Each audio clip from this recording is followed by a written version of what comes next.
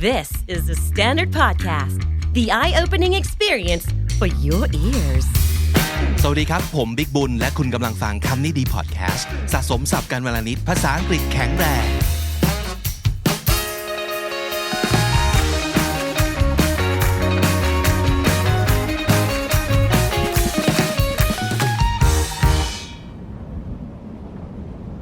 วันนี้ผมกับน้องจีผจญภัยมาอยู่กลางทะเลทรายโอ้สายเข้าตาสายเข้าจมูกเขาบิ๊กจีผจญภัยหลังจากที่เราไปไหนมาบ้างแล้วนะน้องจีเราเข้าป่าค่ะแล้วเราก็ไปไหนนะติดเกาะด้วยใช่วันนี้ทำไมเรามาอยู่กลางทะเลทรายนี้ได้มันมีที่มาเนาะวันนี้เราจะพาคุณผู้ฟังทุกท่านนะครับมาค้นหาตัวตนกันอีกครั้งหนึ่งเปลี่ยนโลเคชั่นเปลี่ยนซีนาริโอแล้วก็แน่นอนว่าเราต้องใช้จินตนาการที่ค่อนข้างเข้มข้นเลยทีเดียวนะครับ so if you feel like you need a piece of paper or pen or a pencil so you can write it down you are free to do so ใช่ค่ะ you can just pause right now and go get your stuff and come back and hit unpause right okay so how is it gonna be going for our adventure today น้องจี Well do you want to just start or Yeah sure of course So first imagine you're in a desert The desert is incredibly large Sitting in the desert is a cube Do you see it? How big is the cube? ทะเลทรายแห่งนี้เป็นทะเลทรายที่เวิ้งว้างกว้างใหญ่มากๆนะครับ incredibly large นะครับแล้วก็พอเดินมาหลงทางมาใช่ไหมเราก็จะมาเจอคิวบ์เขาว่าคิวบ์คืออะไรครับก้อนเขาเรียกว่าอะไรลูกบาศก์ลูกบาศก์ก็คือคิวบิกนิดนึงนึกถึงกล่องกล่องเป็นคิวบ์นะครับเป็นรูปทรงกล่องรูปทรงกล่องนะครับ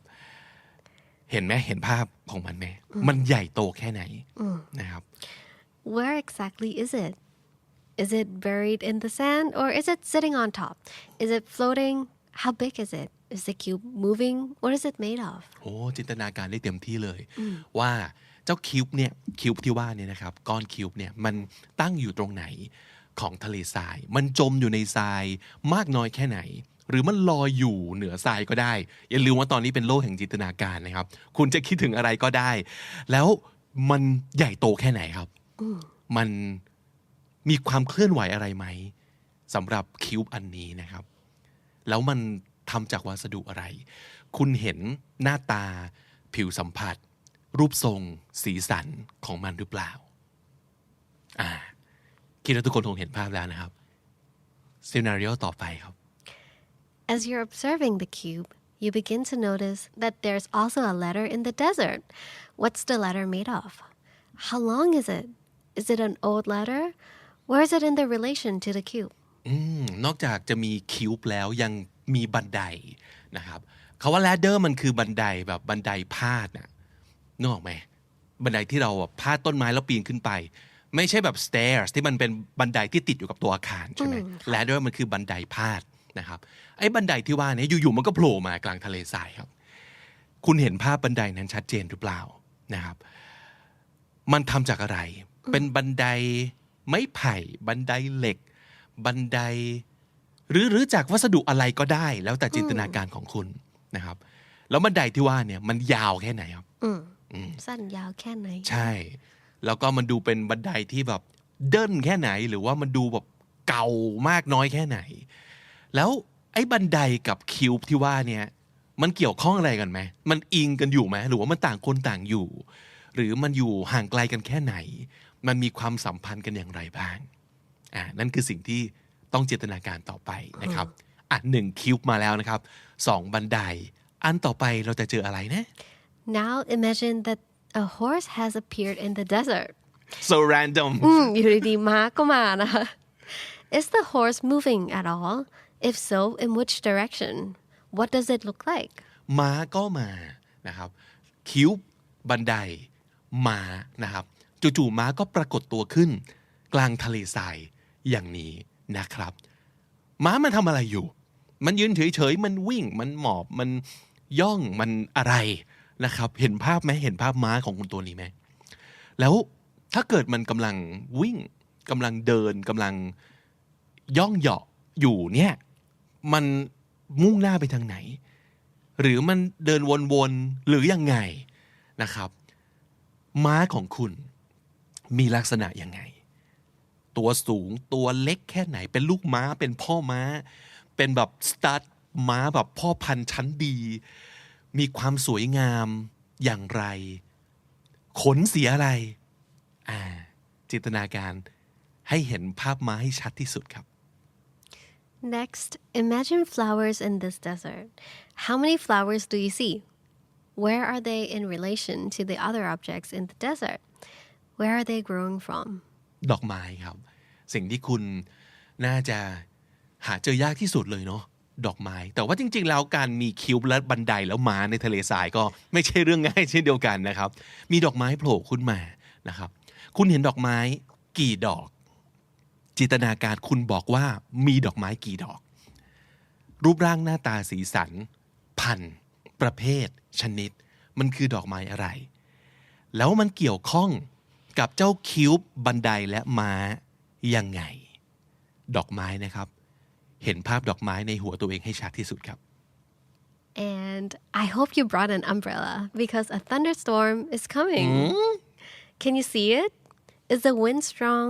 or is the storm far away? Or are you right in the thick of it? Is the storm affecting the horse, flowers, cube letter or at all? จู่ๆก็มีพายุเกิดขึ้นนะครับ thunderstorm คือพายุฝนฟ้าคะนองไม่ใช่เป็นพายุลมหมุนอย่างเดียวนะครับถ้าเกิดเป็น thunderstorm แปลว่าต้องมีฟ้าร้องฟ้าผ่ามีฝนมีลมถึงจะครบเครื่องการเป็น thunderstorm นะครับเราอยากรู้ว่า thunderstorm ในจินตนาการของคุณตอนนี้ที่เกิดขึ้นกลางทะเลทรายเนี่ยมันรุนแรงแค่ไหนลมพัดกันโชกอย่างแรงเลยหรือเปล่านะครับหรือไอ้ storm ที่ว่าเนี่ยมันกำลังเคลื่อนใกล้เข้ามาแต่มันยังไม่ถึงตัวคุณหรือเปล่าคุณแค่เห็นแต่มันยังไม่ถึงตัวหรือคุณอยู่กลางพายุฝนที่ว่านี้เลยแล้วพายุที่ว่าเนี่ยมีผลต่อเจ้าม้าเจ้าดอกไม้บันไดหรือคิ้วอย่างไรบ้างวาดภาพให้ชัดเจนที่สุดนะครับ so that's it That's it เรามีทั้ง1คิ้ว2บันไดนะครับ3ดอกไม้4พายุม้าแล้วก็พายุนะครับมี5อย่างที่เกิดขึ้นในทะเลทรายแห่งนี้มันดูแล้วงงมากเลยลองเดากันก่อนไหมก่อนที่จะไปถึงแบบบท analysis ของเขานะมันน่าจะแปลว่าอะไรบ้างคิ้วนี่คือน่าจะเป็นอะไรฮะเดาที่คิ้วหรออาจจะเกี่ยวกับ what you expect in the future I don't know อาจจะเป็นความแบบ I think maybe it's what you're made of like your personality your core your identity okay if you that's put what it I that would way guess okay แล้วบันไดล่ะบันไดน่าจะเป็นสิ่งที่อยากแบบคาดหวังไว้ or your support system that makes sense or your ambition yeah ambition a ม้า horse ม้า I think it's your company yeah I think so too like a friend or something yeah ดอกไม้ล่ะดอกไม้น่าจะเป็นในด้านความรักไหมคะหรือสุนทรีในชีวิต your happiness your joy แล้วพายุก็น่าจะเป็นอุปสรรคพี่ว่าใช่ค่ะอันนี้เดานะเดา obstacles ลองไปดูสิว่า how close we are ได้ to the analysis right okay so they say the cube represents your ego ก็ใกล้เคียงนะมันเป็นตัวตนของคุณเป็นอัตตาของคุณนะครับ so if the cube you're envisioned is large you're likely a very confident person and if it's small you're most likely shy and modest so how big is your cube น้องจี I imagine it to be very medium like medium size เป็นกลางๆค่ะ oh mine is large mine is super large you can just walk right into the cube if it's hollow inside yeah I imagine like it's not just a cube it's a construction but in the form of the cube เหมือนสิ่งที่มันอยู่หน้าแบบลูฟอะพิพิธภัณฑ์ลูฟที่มันเป็นแต่ว่าเป็นคิวแล้วเราเดินเข้าไปได้ใช่นั่นคือคิวของพี่เลยคิวของหนูเหมือน tesseract อะค่ะ like tesseract เป็นอะไรที่ Avenger เหรอ ไป เป็นคิวบที่แบบหนักๆทำมาจากเมทัลแบบดูน่าค้นหานิดนึง Can you hold it in your hand? No, it's very heavy. Okay. Yeah. Okay. But the size is not that big. Yeah. Like a shoebox size or? Yeah. More like a shoebox size. Okay. Tesseract. โอ้โหเราเป็นคนละเรื่องกันแสดงว่าพี่เป็นคนที่แบบมั่นใจในตัวเองขนาดนั้นเหรอมั่นใจไหมคะพี่บิ๊กกึ่งเป็นคนประเภทที่ต่อให้ไม่มั่นใจก็จะไม่แบบแสดงมันออกมาเยอะ Could be true.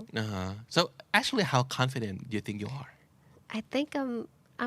I'm just like the box, like half shy, half confident. It depends. Okay. คุณผู้ฟังครับบ็อกซ์ของคุณคิวบอันเนี้ยมันบ่งบอกถึงอัตราความมั่นใจในตัวคุณเองหรือเปล่าอันต่อมานะครับเป็นเรื่องของคิวนี่มันอยู่ตรงไหนอะไรยังไงเขาบอกว่า so if the cube is dug into the ground it means you're a planner that thinks far into the future but if the cube is sitting on top of the ground that means you're a very business-like thinker but if a cube is moving that signifies that you are someone who thinks out of the box and avoids convention อันแรกก่อนเลยคือถ้าสมมุติเกิดคิ้วของคุณเนี่ยมันจมอยู่ในพื้นทรายนะครับแปลว่าคุณเป็นคนที่แบบช่างวางแผนชอบเป็นคนแบบคิดวางแผนเพื่ออนาคตเยอะมากแต่ถ้าสมมุติเกิดมันตั้งอยู่บนพื้นทรายไม่มีส่วนไหนจมลงไปก็คือคุณจะเป็นคนที่คิดอย่างแบบ business What does it mean to be very business-like แบบหัวนักธุรกิจI think besides making plans you also think of like what you would get out of whatever you'll be doing like you think about the returns the profits and how much do you have to invest in order to get whatever you want thinking about like investing in something is it worth it or not I guess so คิดอะไรที่มันเป็นแบบธุรกิจมีการแลกเปลี่ยนมีการแบบคุ้มไหมอะไรประมาณเนี้ยSo how about your cube is it sitting on the ground or into the ground my cube is like very deep into the ground okay which is weird because I'm not a planner I'm kind of impulsive sometimes okay all rightของพี่ obviously is like on top of the ground a very business-like thinker I don't know I don't know about that part of myself like business-like thinker I'm not sure about that word but okay I'll be thinking about that แล้วเกี่ยวกับเรื่องของคิวบเนี่ยมันอยู่เฉยๆหรือว่ามันเคลื่อนที่ไปมาอย่างไรครับของน้องจีคือยังไง Mine's like staying still like my cube it's not moving it's not moving okay it's sitting still yeah mine too ก็คือเป็นคนที่ชอบถ้าสมมุติเกิดกล่องมันเคลื่อนไหวแสดงว่าเป็นคนที่ค่อนข้างคิดนอกกรอบแล้วก็ avoid convention คือหลีกเลี่ยงอะไรที่มันเขาทำกันมาใช่ซ้ำๆเดิมๆใช่แสดงว่าเราตรงกันข้ามกับสิ่งนี้เหรอเพราะว่ากล่องเราไม่ได้เคลื่อนไหวเลยอะ Are we old school ถ้าสมมติเกิด if according to this we are super old school and like playing safe playing by the rules it's just not super accurate in this case okay moving on to the ladder okay the ladder signifies a friend we thought it was a horse but it's different it's a ladder instead okay so about the location of the ladder if you've envisioned the ladder touching the cube this means you're very connected to your friends and rely on them for support is it true to your case well mine's like near but not touchingไม่ได้พาดไปบนกล่อง of course not because ใช่กล่องมันเล็กมาก yeah it's like next to the cube but not touching ใช่ if the ladder is detached this means you prefer to be independent or if the ladder is below the cube your friends see you as an authority figure คือถ้าสมมุติเกิดบันไดเนี่ยอยู่ข้างใต้คิวบซึ่งในกรณีนี้คิวบของคุณอาจจะลอยอยู่กลางอากาศก็ได้ใช่ไหมถ้าสมมุติเกิดบันไดอยู่ข้างล่างนะครับก็คือเพื่อนจะเห็นคุณเนี่ยเป็นคนที่ เรียกว่ามี authority มีอำนาจ figure คือ มีอำนาจต่อเพื่อนๆ มีอำนาจมีสมมติอาจจะเป็นแบบหัวหน้าแก๊งประมาณนั้นค่ะ เพื่อนจะมองคุณว่าเป็นหัวหน้าแก๊งเป็นผู้นำกลุ่ม ใช่ but if the cube is on the same level you and your friends are equals ถ้าเกิดอยู่ในเลเวลเดียวกันก็คือคุณกับเพื่อนคุณก็เท่าๆกันไม่มีใครรู้สึกว่าต้องเป็นลีดเดอร์ใคร ค่ะ but if the ladder is above the cube this means you see your friends as authority figures in your life ก็คือตรงข้ามกับเมื่อกี้บันไดของเราอยู่ที่ไหนบันไดของพี่อยู่คนละที่กับคิวบเลยอะคิวบก็คิวบใช่ใช่แล้วบันไดของจินตนาการของผมนะครับก็คือเป็นบันไดที่ปักลงกับพื้นทรายแล้วยาวขึ้นไปบนฟ้าตั้งขึ้นไปตั้งฉากเลยไม่ได้พลาดกับอะไรแต่มันพุ่งขึ้นไปบนฟ้าSo the size of the ladder if the ladder is short this means you prefer keeping a small circle of friends but if it's a long ladder you're extrovert with many friends and acquaintances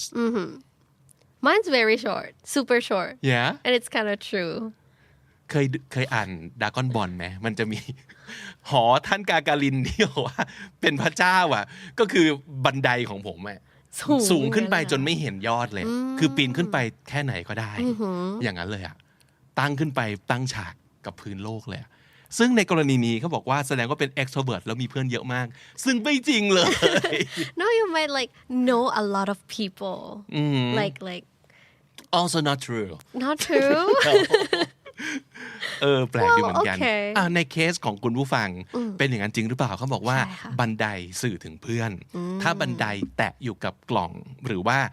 relation กับกล่องเป็นยังไงแสดงว่าเรามองเพื่อนเราอย่างนั้นแล้วก็ถ้าสมมุติเกิดบันไดสั้นเพื่อนน้อยบันไดยาวเพื่อนเยอะเขาว่าประมาณนี้โอเคต่อมาที่ม้าค่ะแต่ตอนแรกเราทายว่าม้าเป็นอะไรนะพี่เบงเราคิดว่าม้าเป็นเพื่อนไงโอเคอันนี้เขาบอกว่า the horse is your ideal partner โอเคก็คล้ายๆเนาะโอเคงั้นถามก่อนที่ว่านี่คือต้องเป็นคู่หู yeah คนที่แบบทำงานร่วมกันด้วยหรือคู่ชีวิตก็ได้มั้งใช่ไหม yeah I think so okay let's talk about our horses first okay how did you imagine your horse my horse he's a stud like very strong and like the racing horse or what was that like a racing horse yeah of course it's a horse that is supposed to be in the desert so it's like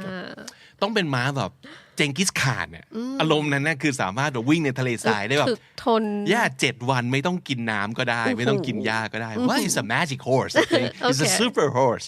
so yeah and it's like silver gray and it runs super fast how about your horse mine is like ขอให้นึกถึงแบบม้าที่อยู่ในแบบ castle ค่ะlike the very royal horse the gold hair like the very the mane คือขนคอต้องมีความสลวยลงมาใช่แบบขนต้อง silky สวย yeah that's the kind of horse เป็นม้าที่แบบ luxury นิดนึงใช่โอเคlet's read the analysis if the horse you imagine is a strong workhorse that means your ideal partner is hardworking and reliable okay so that's my case right it's a strong workhorse it's a race horse เป็นม้าที่แบบสามารถวิ่งได้แบบถึกๆก็แสดงว่า ideal partner ของเรานะครับคนที่เราคิดว่าอยากได้เป็นคู่ไม่ว่าจะเป็นคู่ทำงานหรือว่าคู่ชีวิตต้องเป็นคนขยันและพึ่งพาได้ค่ะBut if you've imagined a more delicate horse, that means your ideal partner is likely someone who takes pride in his or her appearance and enjoys being pampered. Which is true. ใช่ไหม Yeah, I like pampering people. I like spoiling them. delicate ก็ที่มีความแบบบอบบางเป็นคุณหนูเป็นม้าคุณหนูอ่ะมีความเป็นม้าคุณหนูนิดนึงใช่อันนี้แบบชอบในเรื่องการ pamper ก็คือยังไงครับน้องจีแบบดูแลเอาใจใส่สปอยเอาใจเลยต่างๆเนาะอาบน้ำให้หวีขนให้อย่างนี้แสดงว่าแบบโอ้โหแฟนหรือว่าคู่หูของคนเนี่ยต้องคุณต้องเป็นคนที่ดูแลเขาอย่างดีประมาณนั้นนะครับlocation คุณเห็นม้าอยู่ที่ไหนกำลังทำอะไรอยู่เขาบอก if the horse is far away from the cube or moving in the opposite direction this means you're distant from your present partner or far from attaining your ideal one ม้าของน้องจีทำอะไรอยู่แล้ววิ่งไปทางไหนหรือวิ่งไหม วิ่งผ่านไปเลยค่ะ Wait ม้าไม่ได้หยุดแวบเลย really เฮ้ย เดี๋ยวนะแสดง โอ้วิ่งผ่านไปเลย so it's very far from attaining my ideal one attaining ก็คือได้มาครอบครองเนาะor maybe I just enjoy like the company of like really good looking horses okay but then I didn't meant to like stay with one it might not be we might not be compatible so what does it say about your real life I mean it could be true really yeah surprisingly yeah okay maybe at this stage of your life yeah but things could change or still focus with work โอเค เป็นคำตอบสวยๆค่ะ สวยๆมากนะครับม้าของผมนั้นวิ่งบ้าไปทั่วเลยอ่ะเพราะมันเป็นม้าที่ต้องเป็นม้าที่บ้าวิ่งครับก็เลยรู้สึกว่าพลังมันเยอะมันก็จะวิ่งไปวิ่งมาวิ่งแบบ But is it running in circle or Not does it really. just Maybe it just went away like mine คือวิ่งไปแต่วิ่งกลับมาคือแบบมันจะวิ่งไปวิ่งมาอยู่ในบริเวณที่เราเห็นมันอยู่ตลอดแต่มันจะวิ่งแบบควบตะบึงตลอดเวลาเห็นภาพควบตะบึงตลอดเวลาแล้วถามว่ามันอยู่ใกล้กับคิวบของเราไหมมันวิ่งเฉียดไปเฉียดมาครับมันวิ่งรอบๆคิววิ่งรอบๆบันได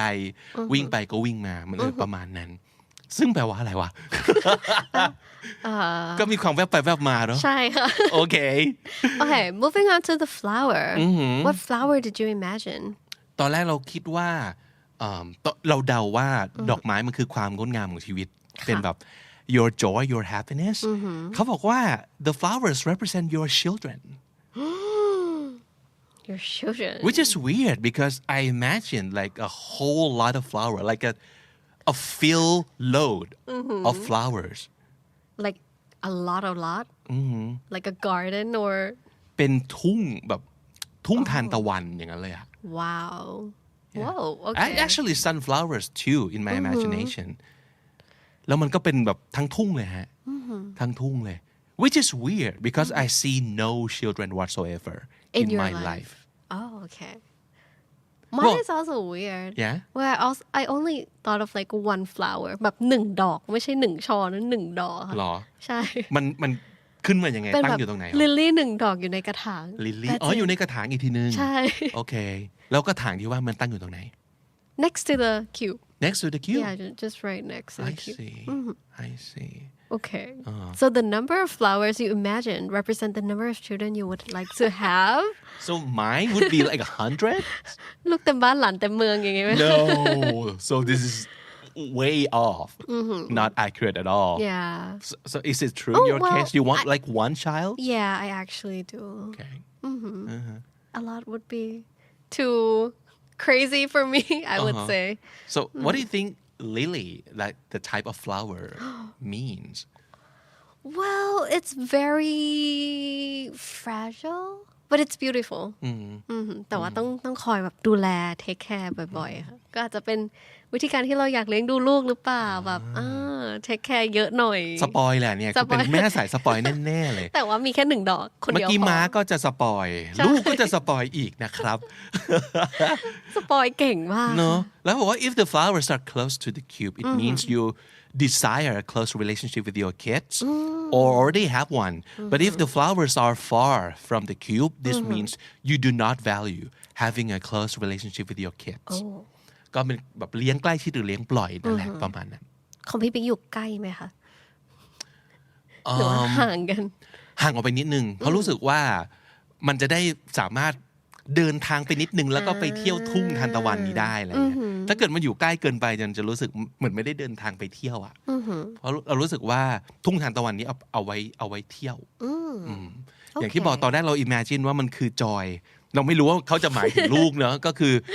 มันคงจะเป็นจอยในชีวิตละมั้งแล้วก็เลยอยากให้แบบเป็นทั้งทุ่งเลยแต่ว่าเดินทางไปนิดนึงโอเค so it's quite far apart but not super far away I guess okay moving on the thunderstorm ใช่ไหมมันเป็น พายุ อุ มา ปสรรค แล้ว ในชีวิตหรือเปล่า ใช่เขาบอกว่า it represents your fears ความกลัว Is the storm you imagine far off in the distance? That means you're living in life with a little worry. okay But if it's closer to the cube, you're ready to face conflict. จริงไหมนะ พายุของน้องจีอยู่ไหนครับ Right above my cube. Really? Yeah. Wow. So you're in the middle of the storm? Yeah. Like at the eye of the storm? ก็คือ imagine ภาพว่าโอเคพายุมาใช่ไหมแล้วทุกอย่างเปียกหมดเลย เหรอ Wow. It's kind of sad. Why? So เขาบอกว่ายังไงแสดงว่ามีความกังวลเยอะเหรอครับในชีวิตตอนนี้ ก็จะมีนะคะ so many things right now. นี่ไงเขาบอกว่าถ้าสมมติเกิดพายุมันอยู่ใกล้กับคิ้วมากแค่ไหนก็คือตอนนี้กำลังมี conflict Your troubles are overwhelming you right now, they said. Which is kind of true. ครับพายุของผมอยู่ไกลแทบมองไม่เห็นเลยครับเพราะรู้สึกว่าถ้าให้เลือกได้ก็อยากให้มันโอเครู้แหละว่ามันมีอยู่แต่ว่ามันไม่ได้อยู่ใกล้เราเพราะฉะนั้นก็จะเห็นเป็นจุดเล็กๆแล้วก็เห็นแบบฟ้าผ่าเปรี้ยงลงมากับพื้นแต่มันอยู่ไกลจนแทบไม่รู้สึกถึงความสั่นสะเทือนไม่เห็นไม่ได้ยินแต่เห็นว่ามีแสดงว่า so am I a worry free person Are you? Could be. Most of the time I would guess yeah ดีค่ะจะได้ live แบบ stress free life เนาะของพายุของคุณผู้ชมคุณผู้ฟังเป็นอย่างไร Well if the storm is directly over the cube your troubles are overwhelming you right now